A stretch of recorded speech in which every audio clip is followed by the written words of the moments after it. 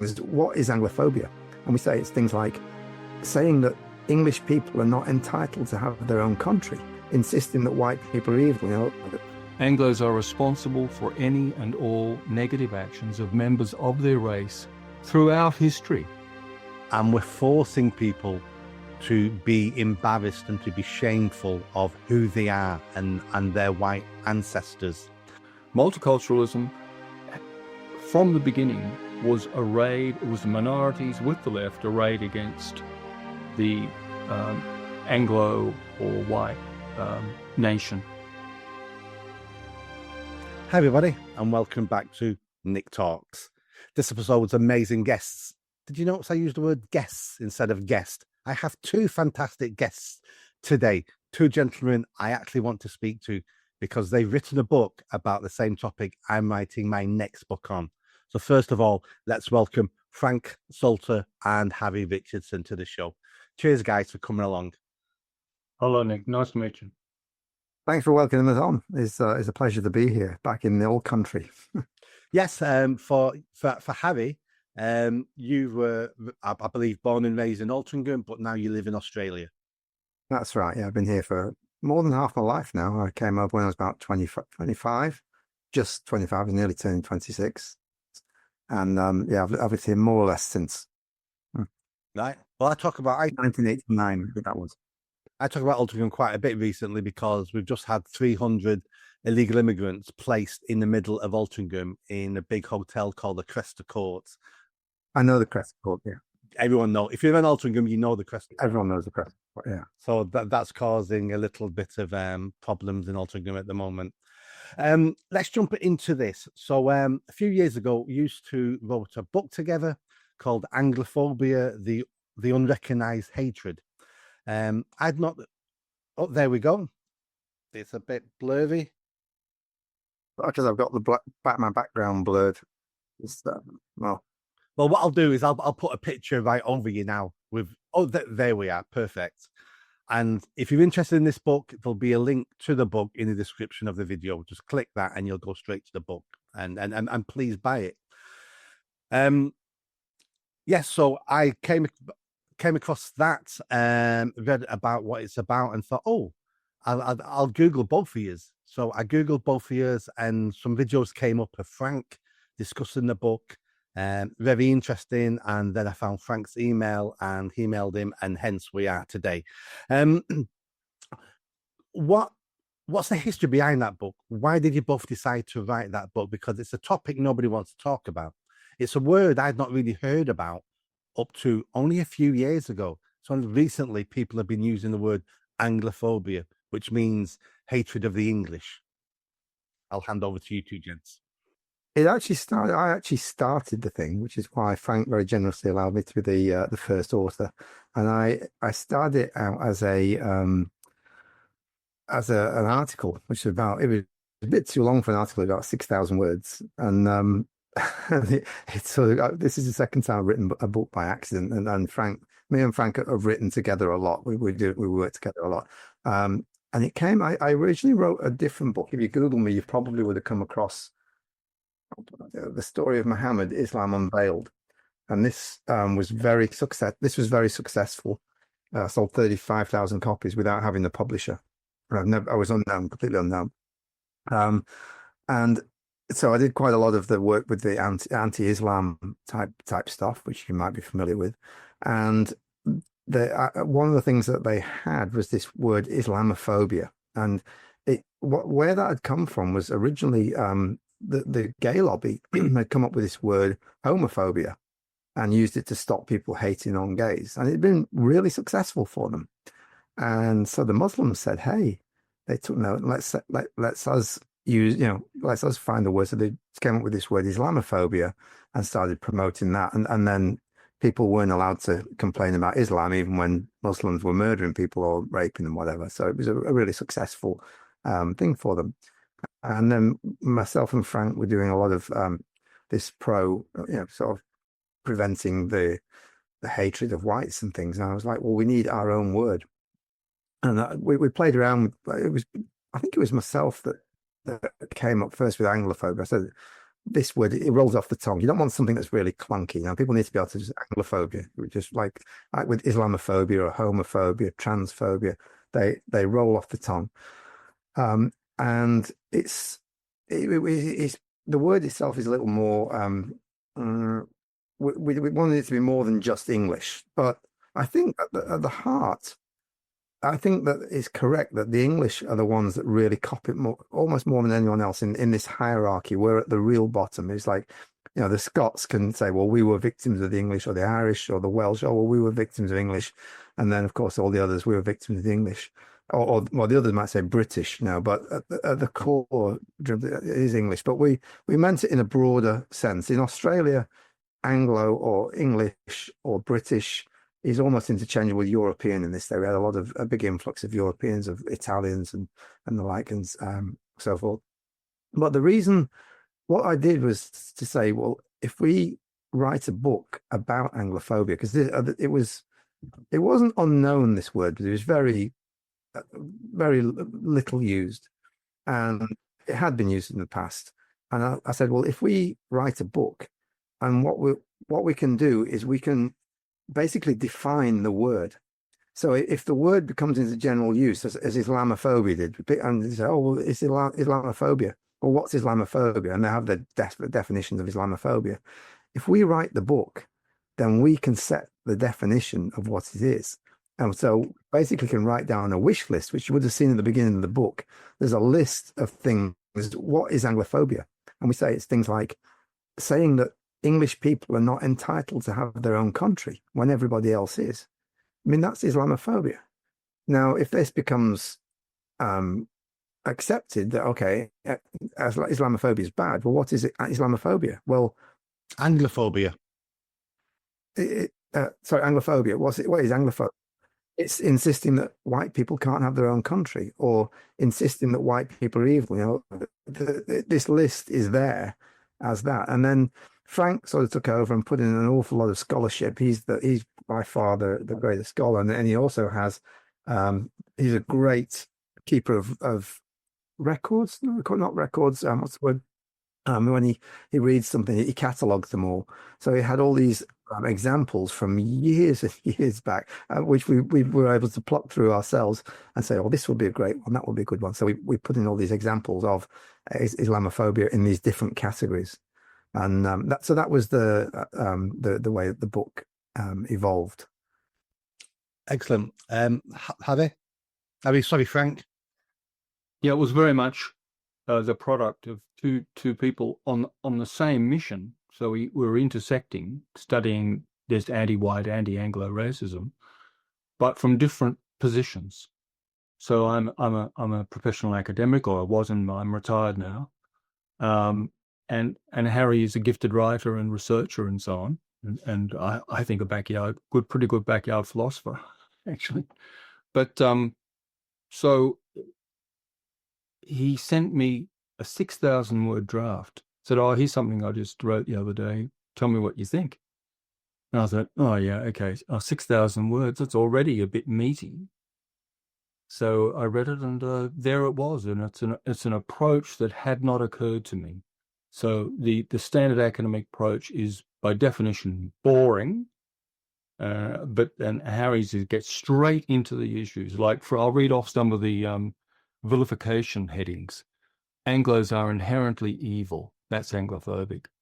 Anglos detract from, but never enhance, diversity, directly relevant to people's everyday life, people's everyday experience.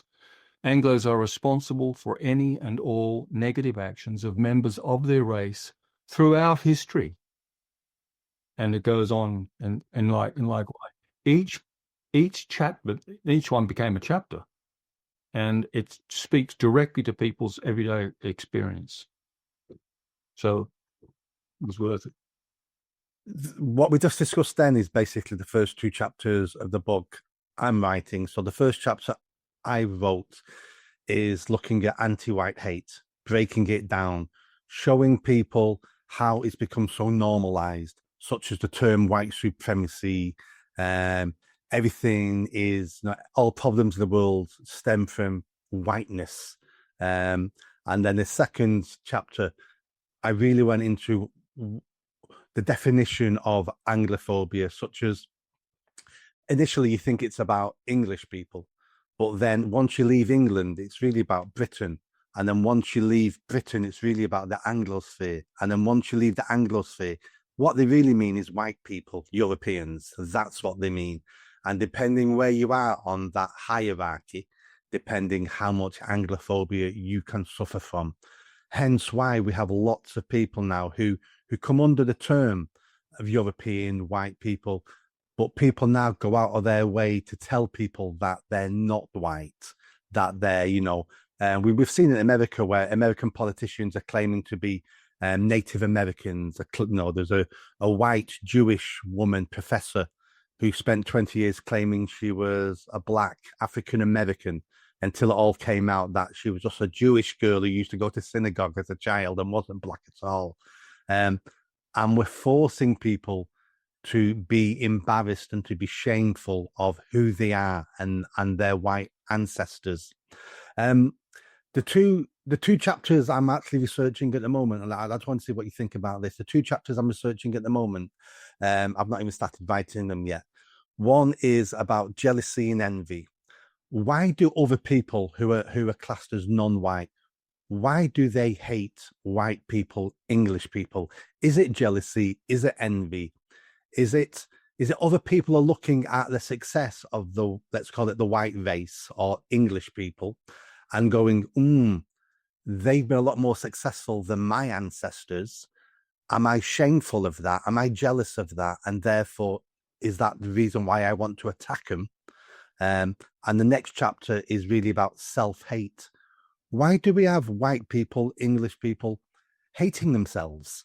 Jumping on board some of this woke nonsense that white people are inherently evil. White people are the most violent people, the most violent race on earth. White people invented slavery, even though, the first recorded history of the world, Sumeria, Egypt, were not white people. They all had slaves. Transatlantic slave trade, those people were sold into slavery by black people, by their neighbors. But why slavery only a white evil? What do you two gentlemen think about those two chapters? No, your instincts are our instincts too. So we have sections on why, the big what. Why would they hate us so much? And we spent some time on that. For example, our approach was to say maybe it's because we were so successful. So the English Empire at one stage controlled 25%, a quarter of the land surface of the world. The sun never set on the British Empire. We made a lot of enemies. We ruled over people. So we came into contact with a lot of people too. So they had the opportunity to hate. And we know that from social psychology that when in doubt, ethnic groups tend to have stereotypes of one another and often not to like each other very much. It's called xenophobia. It's a psychological characteristic. It's not abnormal. It's just normal. So that could be one set of reasons. You've given two more sets of reasons, and it sounds interesting.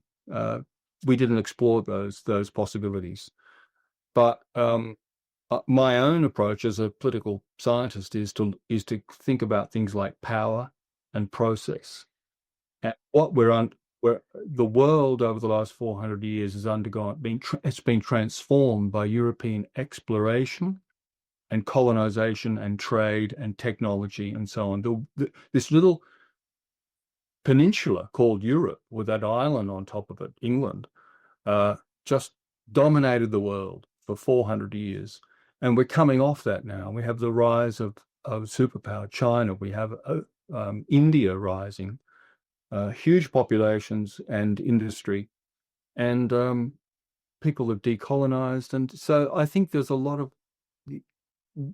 the psychology one would expect with them still not only decolonizing. I think they've had long enough to do that, to be honest. I think they've had long enough psychologically. Now they're playing games, and it's not them, it's various intellectuals who are playing games in creating these lists. For example, whiteness ideology. It's really silly. Why not yellowness? What are the advantages of yellowness or Chineseness or Indianness? As if ethnic nepotism is not completely normal. Everyone does it. I mean, but only in the eyes of these left-wing sociologists, it's only English people or white people in general. So I tend to look at it in terms of power. And I'll hand over to you, Harry. Yeah. So I agree with you about the power thing. And one thing I find with whenever a government changes, like when Trump came in, he blamed Obama for everything. When Biden came in, he blamed Trump for everything. You know, a new government will always try and blame the people before for the faults. Idi Amin used to call himself the conqueror of the British Empire. It was like, you know, these were awful people and I conquered them, you know, no matter how bad they are. So I spent a bit of time in India. I used to meet some of the older guys who, and this is back in the 80s. And so the older guys had actually, a few of them come to me and say, hey, I used to work with the English. Oh, you're English. And when they find out, oh, you're English. I used to work with the English when the British Army was here. And I remember a guy saying, he said, when the English were here, he said to me this in all seriousness, he really looked at me in the eye. He said, when the English were here, he said, if someone had come and killed me, it would be investigated. They'd try and find them. If they found them, they would hang them. He said, today, if someone came and killed me, they'd pay a $50 bribe to the police chief, and there's nothing else to be ever heard of it. So the people that were around at the time generally had, I found, quite a good attitude, you know, a good impression of the English.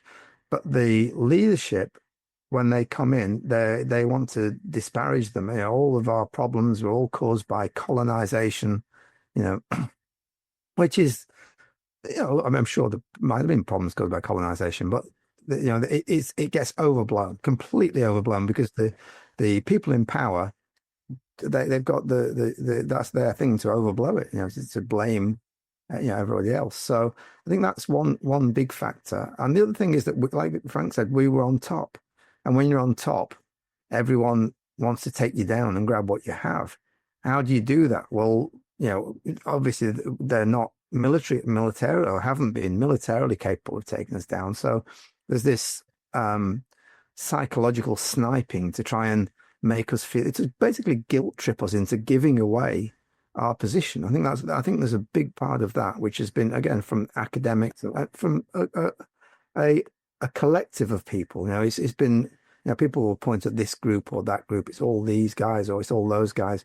I think it's been what's the word for it? You know, a collective, a group agreement between people to become allies against us, and it's often people who hate each other.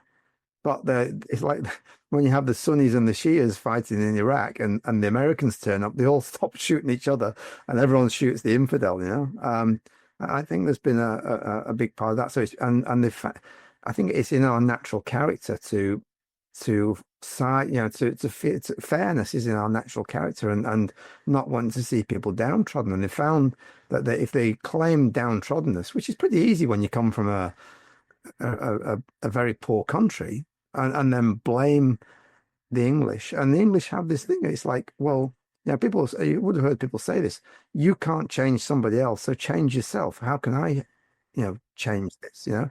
So we're like, you know, someone comes up and is like, oh, I'm from a poor country and you've destroyed me. It's like, well, what can I do to help fix this, you know, to remedy this problem? You know, we're looking at problems, other people's problems, saying, how can we remedy them? Other people don't do this. They're like, well, that's your problem. So why do I care, you know?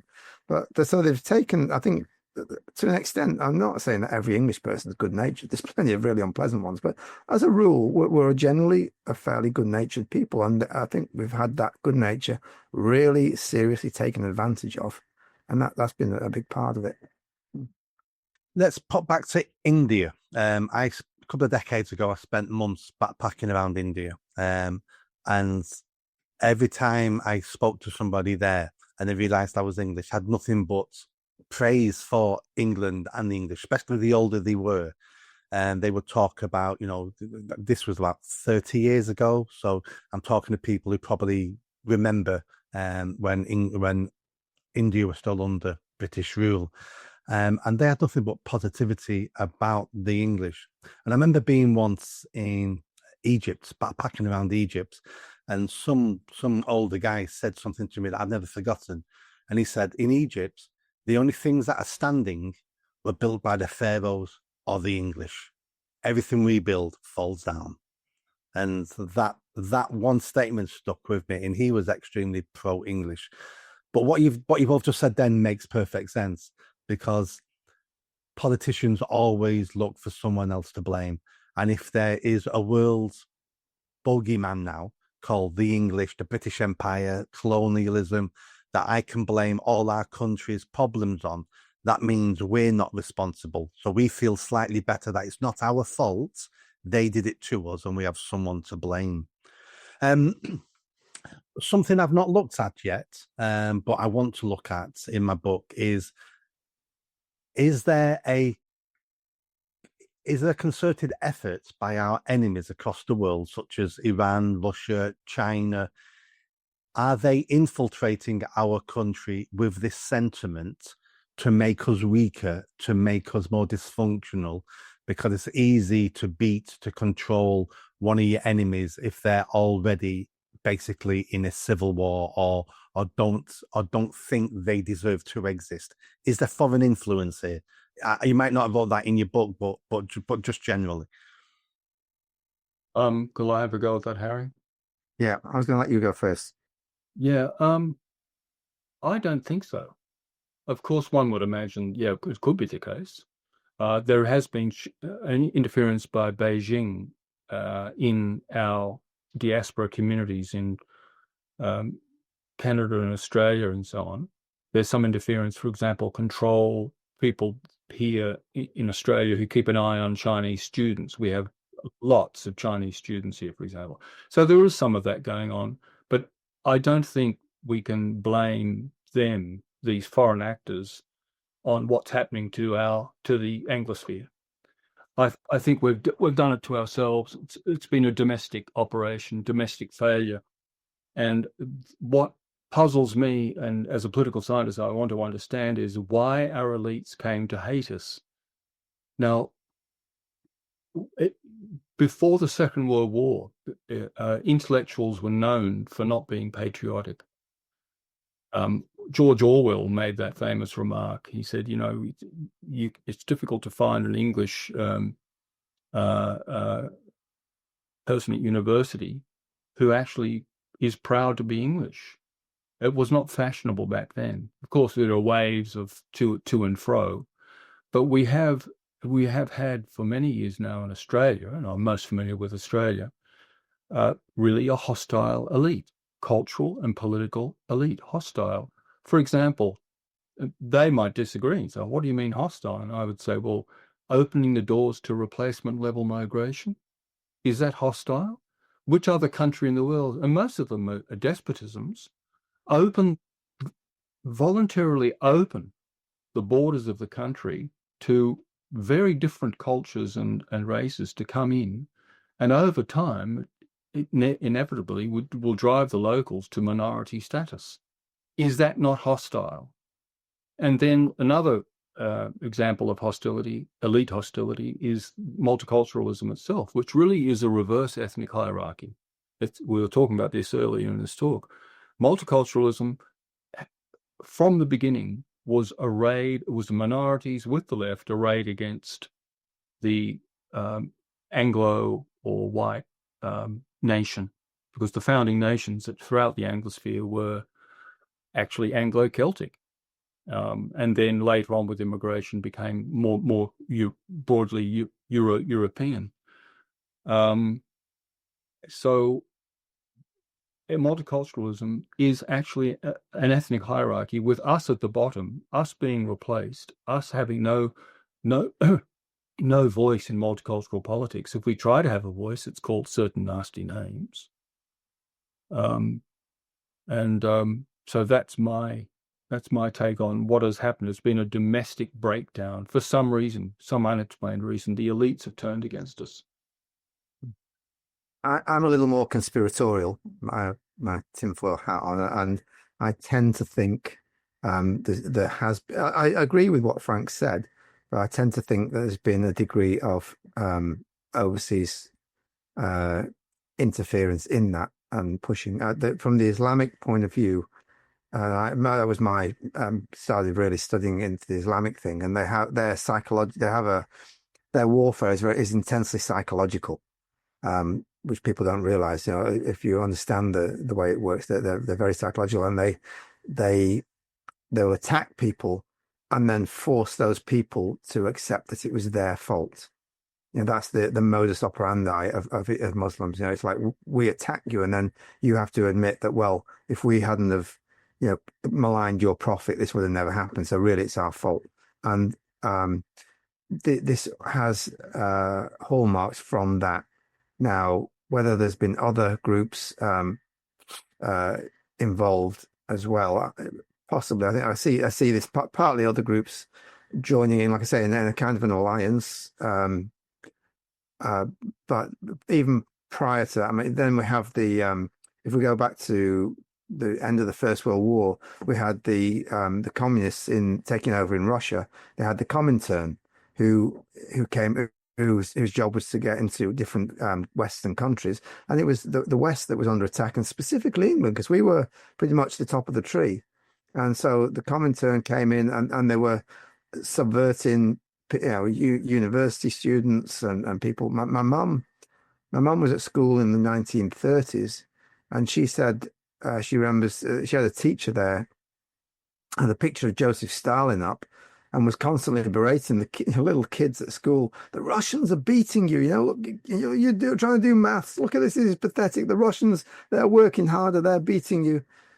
Why are they, you know, so you know, why would a teacher be talking like that? Well, I think that there was a fair bit of subversion coming from the Russians, you know, specifically the Russian communists or Soviets, you call it.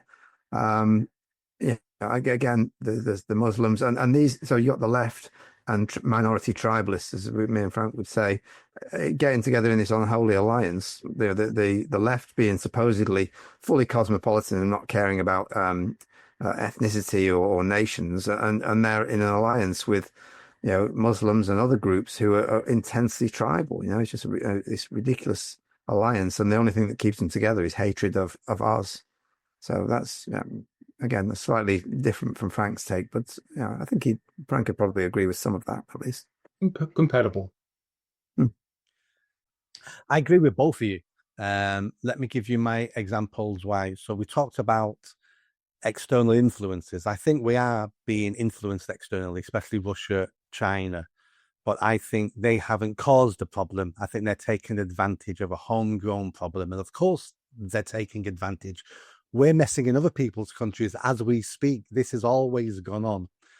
But why did it happen in England?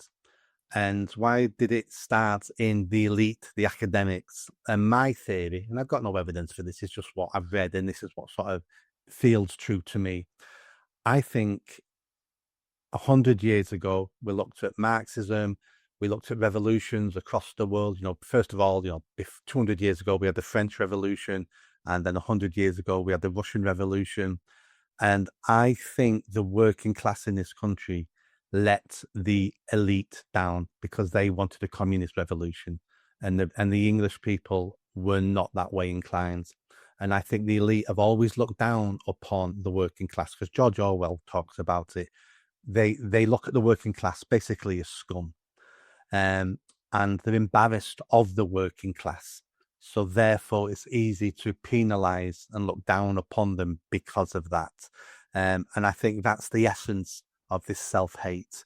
That's why our elites always want to go to Davos, always want to join the European Union, always want to hand our rights, our powers over to foreign bodies, because foreign bodies are better than the working class. And they're always worried about the working class because they never vote and never want the same things as the elite do. Brexit is a great example of that. I had a friend. We grew up together. We did stupid stuff, around on motorbikes. You know, we just mucked around. But he was bright. And he ended up going back to college. He worked in a lab.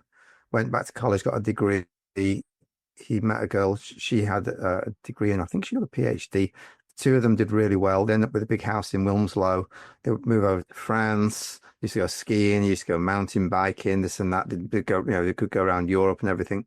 And when it was Brexit, it's like, but I'll need a passport now to go to all these places. I mean, I just want to be part of Europe. He had no feeling of like solidarity with his own people. It's just like, I just want a holiday around Europe and not have to pull a passport out. I mean, yeah, and he was acting really like, we talk about elites. He was acting really like an elite. I mean, I guess he'd aspired into that club, but he wasn't. You wouldn't have called him. You would have probably called him working class when he was young. With her, I mean, he was actually just working in an ordinary job in a lab, but he wasn't doing anything fancy. But he'd climbed up the greasy pole, as they say, or whatever, to an extent. Still was like, still liked his motorbikes and this and that, but had it developed this quite elitist sort of an attitude, I had a couple of friends that went that way.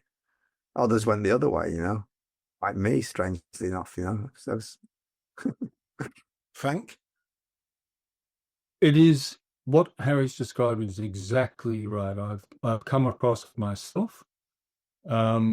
People are seduced very quickly or can be seduced very, very quickly by this globalism. It's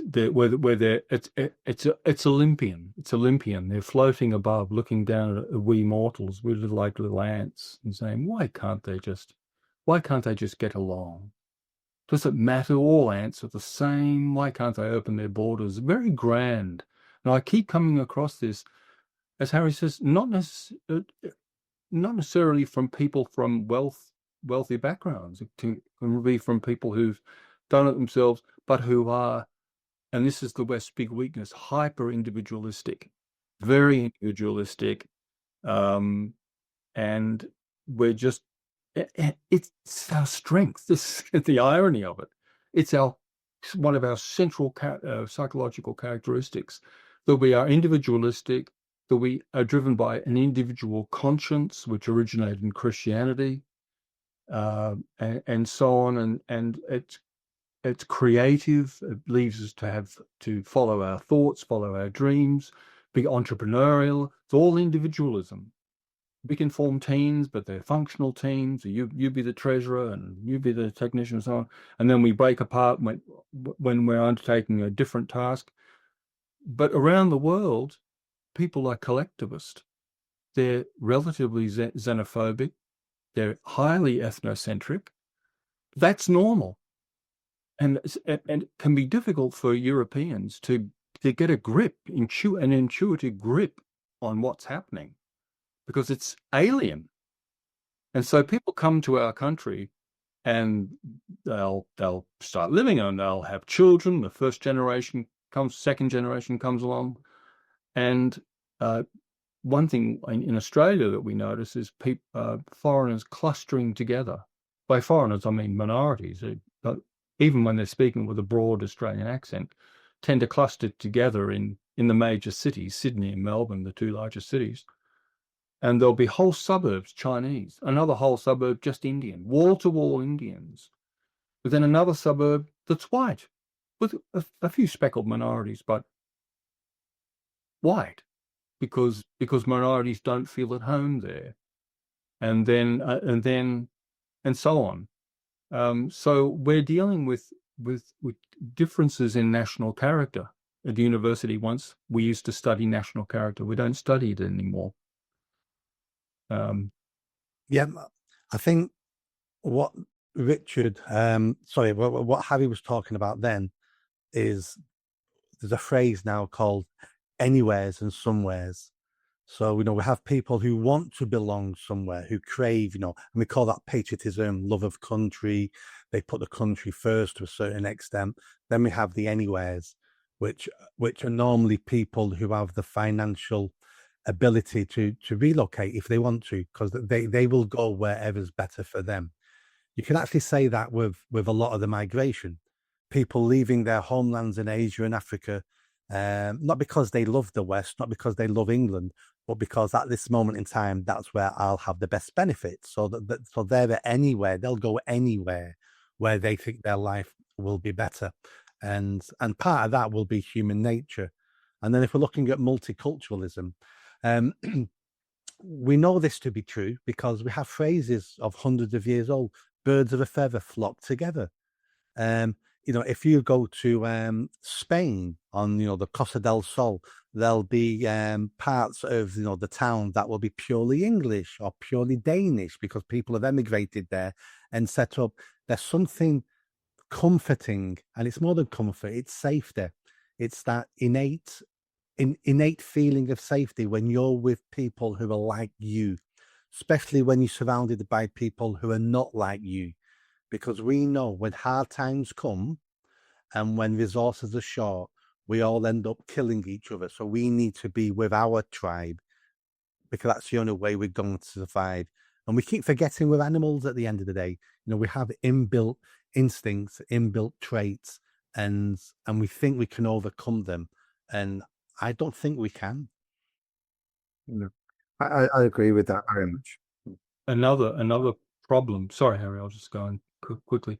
Another problem related to that is that the universities have been alienated from us for quite a long time, from the common people for quite a long time. And I've spent half my life studying sociology, social psychology, politics, and so on.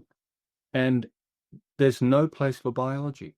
There's no place for human nature, for understanding why would humans behave that way. What would you expect them to do in this situation?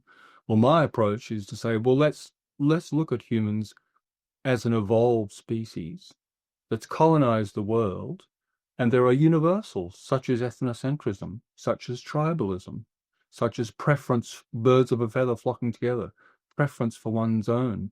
Even among the most gregarious people who love diversity and different foods and different people and different cultures, but they'll want to retreat to their own suburb at night. Many, not all of them, all the time, but as a broad trend, that is true. And this stripping away of biology from the universities, and the reasoning was ideological. The left basically staked its claim in the social sciences and humanities, soft social sciences and humanities, and dominated to this day throughout the West. And they're intolerant.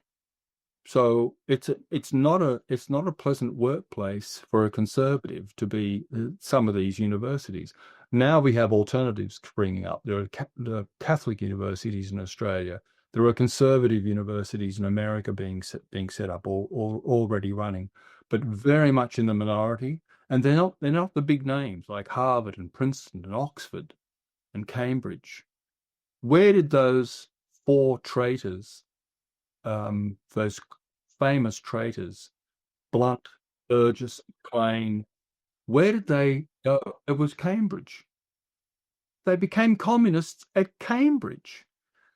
Now that's setting what I'm saying in. It's a very good example. Our university should be the nation's brains trust. It should be where we go when we have really complicated problems to solve, like global warming. What do? We want to keep the industry going, but at the same time, we want, we don't want to pollute the planet. So what do we do? And it should be, and also with social problems, where do we go? Should we allow mass immigration? If so, from where? What problems will we face? And the experts we're asking are quite often ideologues. They're not actual scientists. They're followers of various ideologies, typically on the left. And this adds to this, and I think has had a generative role in this reverse ethnic hierarchy that is multiculturalism. So we're cut off from our potential brains trust. Our cleverest children go to university, are indoctrinated, or generally just leave in disgust, go to industry or go somewhere else. And we're left naked, basically, because in a world as industrial and as alien and as complex as the world is now, you need brains trusts. We need the universities. We need experts. But they've been taken away from us in many, not all, in many disciplines. And what we're doing now in Australia, we I don't know if you were aware, we run something called the British Australian community, which you see that there, a little leaflet for that. And we are doing really well. We're trying to bring in academics, because there are academics who are, feel they've been, they've either they're in these universities keeping their heads down, or they've been, they've left in disgust or whatever. And we're attracting really high quality people. We're also building an organization, and we're trying to persuade people that it's actually okay to love your own people if you're white. Yeah, I mean, we all know that we can do it if we're not white. That's fine. We got black power. Yay, hooray. Oh, Aboriginal, oh, whatever. Oh, awesome. But if you're white, you're literally Hitler. Well, we're saying, no, you're not literally. You're just like normal. It's just normal. This is what our book, The Anglophobia, was all about. That it's completely normal. And the book contains quite a lot of Frank's academic stuff in there, and we've got a fairly. It's all written really, understand why you read the book yourself. There was a lot of terms and things in there that they're broken down quite understandably. So yeah, that's what we're doing now. It's just educating people that it's okay to be white and to love your people. That's okay. And it doesn't mean that you have to hate somebody else.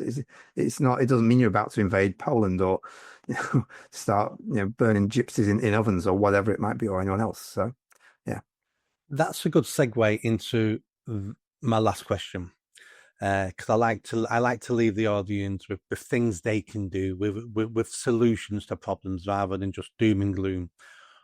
What can we do about this? I don't expect solutions, but what can be done? What are the first steps on us challenging this narrative of anti-white hate? What can the individual do, and what do governments need to do? Well, again, sorry to take over again, Frank. Just to make a point. What we've done, and we've been very successful in this, is we've formed an organization, and this was Frank's genius, actually. Our organization is part of the multicultural community. We've said we're part of the multicultural community. So we have communities for Indian Australians, Aboriginal Australians, Chinese Australians. Where's the community for the Anglo Australians, the British Australians? There isn't one. So we actually took over and repurposed a different organization which had some heritage and things and some resources. But this has been wildly successful because they haven't been able to attack us, because if they try to attack us, we just say, well, we're part of the multicultural community. We're just doing what everybody else is doing. What's the problem? And then they're completely stuck. So we've had a dream run where we're almost pretty much we're praising the White Australia policy, which normally you would be absolutely excoriated for, and yet we're left alone. We're saying, hey, it was actually a good thing because it was good for our people, and no one can say anything because we're saying, well, we're just looking out for our people while you look out for your people, and we're happy with you to look out for your people, but we want to do the same thing. So I think that's been a really successful strategy. So if anyone in the UK wanted to copy that, I would say that that's not a bad idea. Sorry, Frank, if you want to. Can I just jump in there with one little thing? History teaches us that when you create a new weapon, eventually your enemies will use that weapon against you. And that's exactly what you've just done. Mm-hmm. There's one big barrier. I told an anecdote. I was teaching at Birkbeck College in 2005 to 6, and I asked a colleague, I said, so tell me what's the ethnic situation here? You've had these bombings. It was just after the railway bombings and terror bombings, and I said, so what's happening with the ethnic situation? What's your assessment of how Britain's heading, how things are going? And his response was, he said, well, I don't think anyone could really call me a racist. I think I don't think I'm a racist. Am I a racist? No, I don't think I'm a racist. I think I'm really, and his whole focus was worrying about whether or not someone would call him a racist. I said to him, look, hold on a moment. I'm asking you something very different. What's happening to the interests of the British people, of the indigenous British people? Because you're a political scientist, so what's your outlook? What's your assessment of that? And he could not get a grip on what I was saying. This is a highly intelligent person. What I'm getting at now, there's a larger lesson, which is British people are so sweet. They're too sweet. Harry was alluding to this earlier. We need to get used to talking about ethnicity in a dispassionate, reasonable way, starting with the position that everyone has ethnic interests. This term is never used in politics, by the way. You'll never hear Mr. Starmer or a conservative talking about, or actually, um, Nigel Farage. Nigel Farage talking about what are our ethnic interests, what is the minority ethnic interest, how can we work them together, where is it zero-sum game, where is it not zero-sum game, and so on, which reasonable people would do. But we don't even exist on the multicultural map. We don't even exist. We're not allowed to even put our hand up and say, hello, we're here.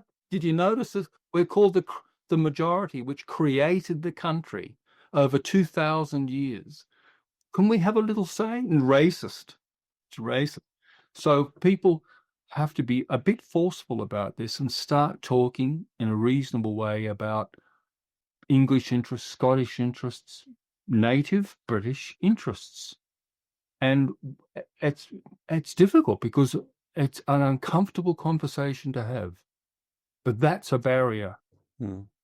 It is. I mean, I can give you a couple of examples from the UK. A couple of years ago, a gentleman was arrested and sent to jail for putting stickers up in his neighbourhood that said, it's okay to be white.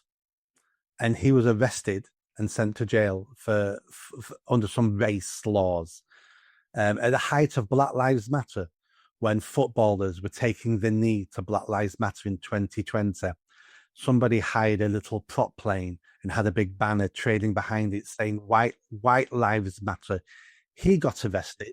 Didn't he say was he say all lives matter, or was it white lives matter? I had the feeling he said all lives matter. I'm not sure. Yeah. Now you've said that, I'm not sure. It was either white lives matter or all lives matter.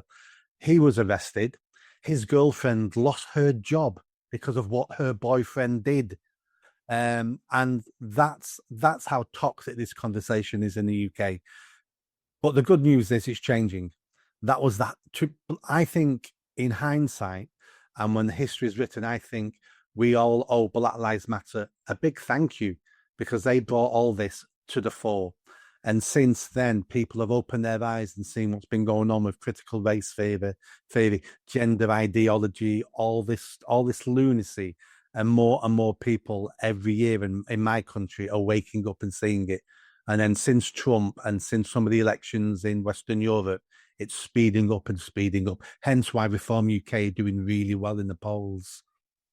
If I could say a little bit more on continuing my previous theme, in light of what you just said, Nick, one reason people feel uneasy about talking identity talk, is that it's not really us. Yes, we can be patriotic. We've lost our cultures. We've lost hundreds of thousands of people in war fighting for the countries and so on. So of course we can do that. But ethnic politics, we're just not very ethnocentric. We're so individualistic. It's part of what we are. I feel jealous about our individualism. I think it's a joy, personally. I want to live in it's the psychological basis of liberal democratic government. And that's what I think most of us want to preserve. But we also want our people and our families to survive, if you don't mind. It would be nice to have both, your cake and eat it too. So the way to square that circle, I think, is to outsource one's ethnocentrism. And that brings me to what Harry was just talking about, organize. We have a great ability to organize. You know, people in general have that ability. We need to create organizations which advance our ethnic interests, just as we have organizations to advance soccer, local soccer or football or cricket, whatever it might be. We need to outsource it and be realistic about who we are and what we're capable of. I just don't think the average Englishman and woman is capable of doing what minorities do. Not all minorities, but many minorities do, which is obsess about their ethnicity, obsess in this collectivist, a conformist way. That's not us. So we have to find a different pathway to an interest which is actually universal. Every family wants to survive and prosper. Every ethnic group wants to survive and prosper with its culture intact and its identity intact. But we have to be a bit clever about it. I think a good point for people is to have a look, as well as your book, have a look in ours. There's a lot of really good stuff there, and it gives you an academic sort of a background in how to tackle this. And with that, you can be. We find that what we try to do is not to be implicit and skirt around things. We're explicit. We're like, as Frank said, we're explicit, and we say, well, we want to look after our ethnic interests. I mean, not obsessively, but we want, that's a part of what we do. And this is not, like I say, we're not wanting to harm anyone else. We just want to look after our people and be explicit about that. Just, yes, are you a racist? Well, what do you call racist? If you mean, do I care about my people? Yeah, I care about my people, but I don't hate anyone else, and we have some very good definitions in the book, which is from Frank's years of study of what we've laid out what is racism, what is xenophobia, what is ethnocentrism, and split it all up, which is really helpful for people. So, yeah. Yep. The last chapter of my book is called Thank You, England. It may not end up being that, but at the moment it's called Thank You, England.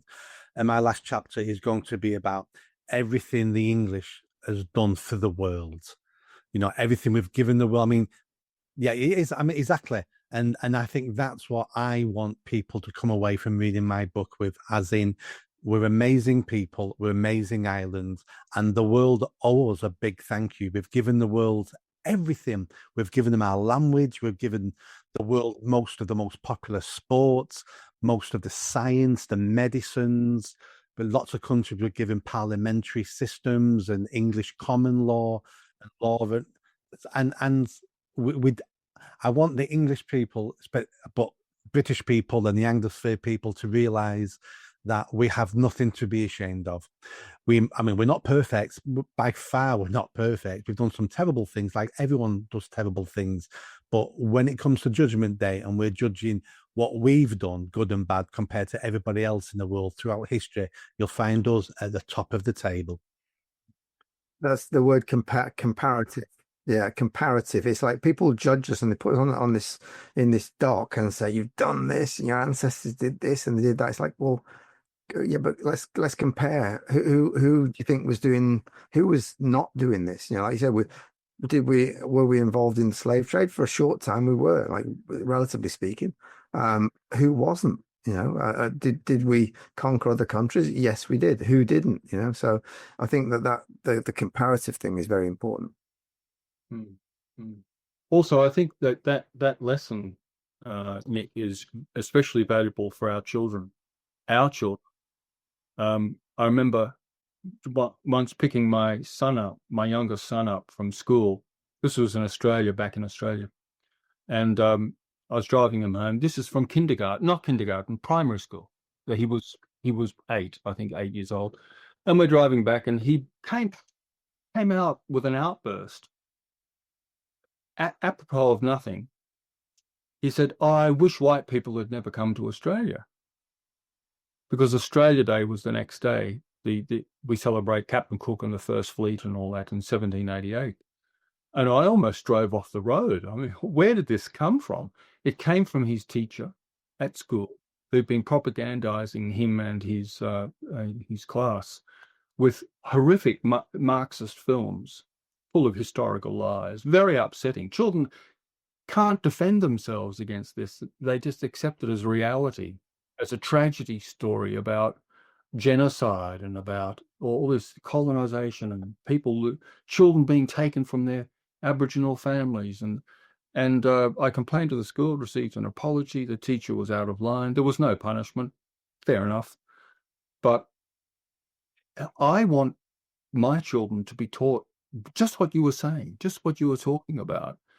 And what you said, it was actually rounded. You talked about things that English people have done wrong. It's called being human. We're mortals. But just look at the positives. If you compare the positives, we've got nothing to be ashamed of.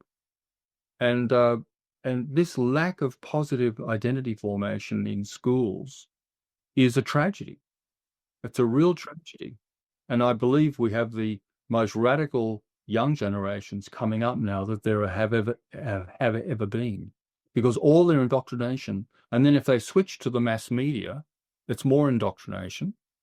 If they switch to social media, which sort of mix, it's more chaotic and aggressive than anything. So this is something where activists need to focus their attention on the school system, fight back as best you can. My approach with teachers and headmasters, when I've spoken to headmasters and so on, is, look, I know you're actually bureaucratically confined to propagandize your students against Anglo-Australia. I know you're actually, by law, you're required to have various rituals and so on. And I said, but can't you protect them a bit? Can't you use your informal executive authority to shield the children in your care from this basically Bolshevik pack of lies? And they just stare at me. They've never heard anything like this before, because teachers themselves are indoctrinated. Teachers themselves have been through the belly of the beast. They're all products of the university system. And so they themselves are helpless. So we've got a bit of a struggle to do there. Gentlemen, thank you so much for this conversation. You've helped me formulate the last few chapters of my book a little bit better. Any closing remarks from either of you? Like I say, the Islamic thing's a big thing in England now, I think. If any of you readers, if you have a look at my book, The Story of Muhammad, Islam Unveiled, I think that is a fantastic way. It's, I'm talking my own book, but it's sold a massive amount. There's a reason for that. It's designed as a weapon. If you have a problem with Islam, read the book. If everyone read the book tomorrow, we'd have it fixed by the weekend. It's one of those kind of a things. So I think that's really important for people in the UK. It's because you have much more of a problem with Islam and Muslim gangs and things like that than we do here. It's much of a lesser of a thing here, for various reasons. But yeah, that's a big thing. But yeah, other than that, no, don't be ashamed of your people, and caring about your people. It's natural. Everybody does it, and we can do it too. Well, we should be allowed to do it. Yeah, and I would say thanks for hearing. Good to hear about your book, Nick. Obviously, great minds do think alike.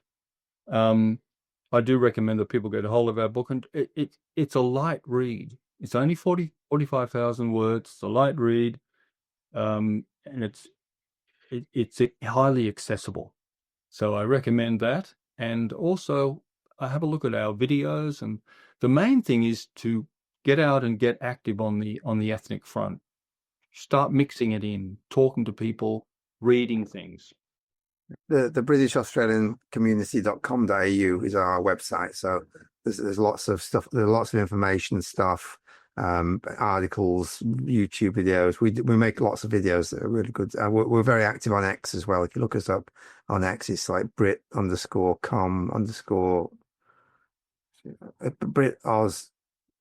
like with underscores between them. So I'll put all those links in the description of the video to make it easy for people. Same with the books as well. I'll put those links there so people can access them really easily. And when my book's finished and published, I'll send you two gents a copy, and then maybe at the end of the year, once you've read it, you might consider coming back on and let's talk about how illiterate my book was compared to yours. We'll give it a review, and we'll promote it through our channels as best we can. So yeah, every little helps. Thank you so much, Nick, for having us. It's been fantastic, and we'll see you again soon. Thanks, Javi. Thanks, Frank, and see you both again soon. Thank you. Good on you, Nick. Nice to meet you.